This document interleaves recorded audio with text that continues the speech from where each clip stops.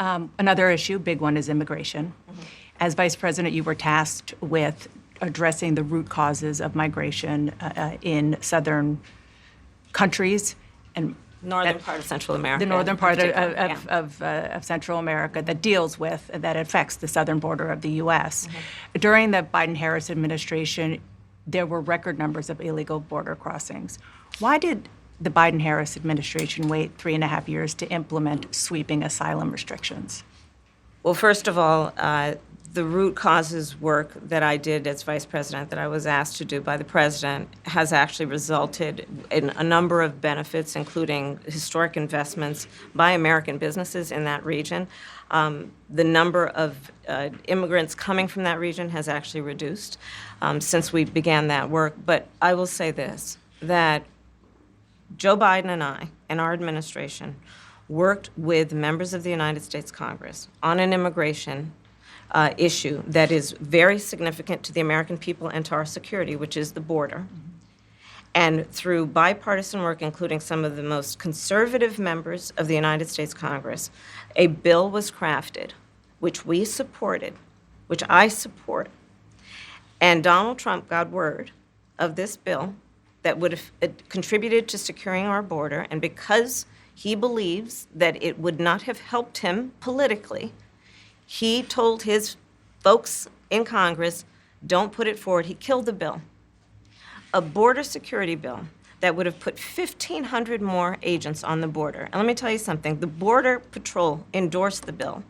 And I'm sure in large part because they knew they were working around the clock, and 1,500 more agents would help them. That bill would have allowed us to increase seizures of fentanyl. Ask any community in America that has been devastated by fentanyl what passing that bill would have done to address their concern and a pain that they've experienced. So you would push that legislation again. I just want to Not ask only about push it, I will make sure that it comes to my desk and I would sign it. just one other question about something that you said in 2019 when you first ran.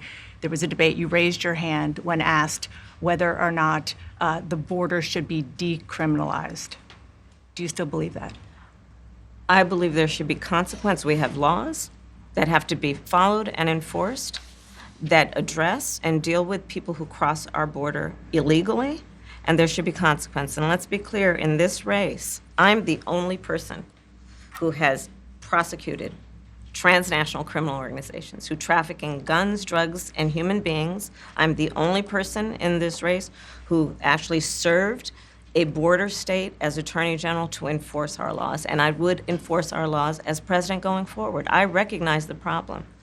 Generally speaking, how should voters look at some of the changes that you've made, that you've explained some of here in your policy? Is it because you have more experience now and you've learned more about the information? Is it because you were running for president in a Democratic primary? And should they feel comfortable and confident that what you're saying now is going to be your policy moving forward? Dana, I think the most important and most significant aspect of my policy perspective and decisions is my values have not changed. You mentioned the Green New Deal. I have always believed, and I have worked on it, that the climate crisis is real, that it is an urgent matter to which we should apply metrics that include holding ourselves to deadlines around time.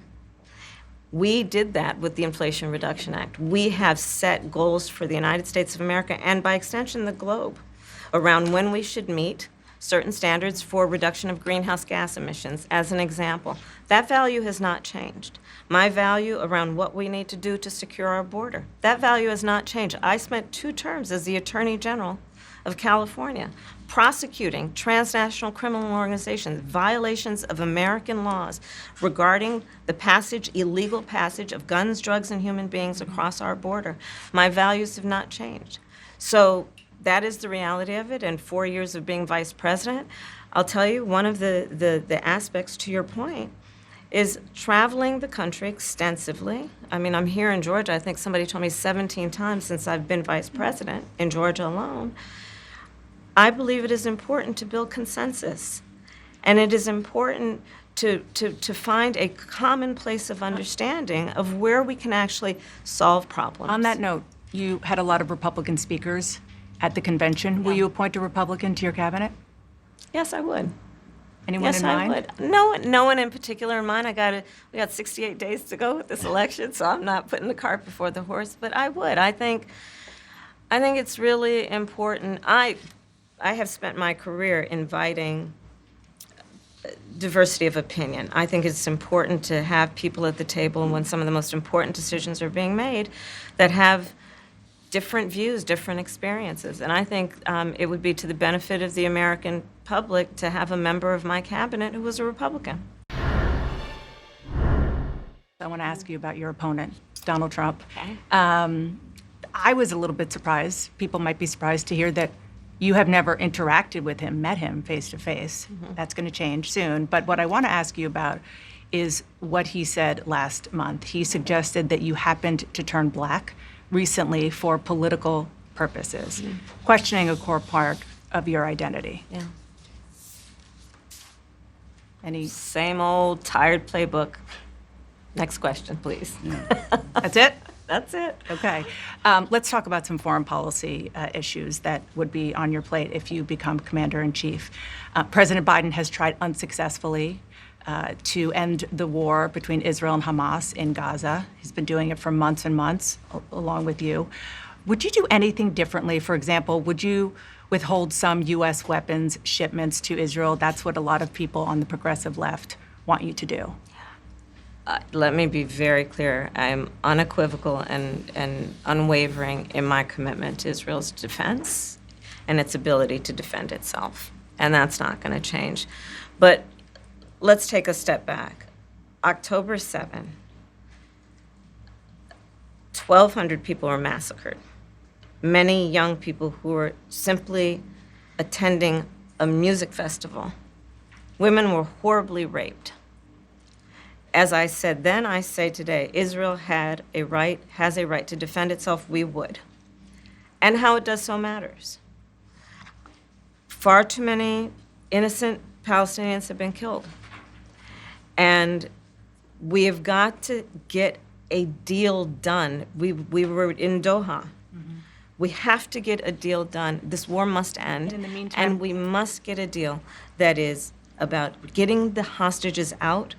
I've met with the families of the American hostages. Let's get the hostages out. Let's get the ceasefire done. But no change in policy in terms of arms and so forth. No, we have to get a deal done. Dana, we have to get a deal done. When you look at the significance of this to the families, to the people who are living in that region, a deal is not only the right thing to do to end this war, but will unlock so much of what must happen next. I remain committed since I've been on October 8 to what we must do to work toward a two-state solution, where Israel is secure and in equal measure, the Palestinians have security and self-determination and dignity.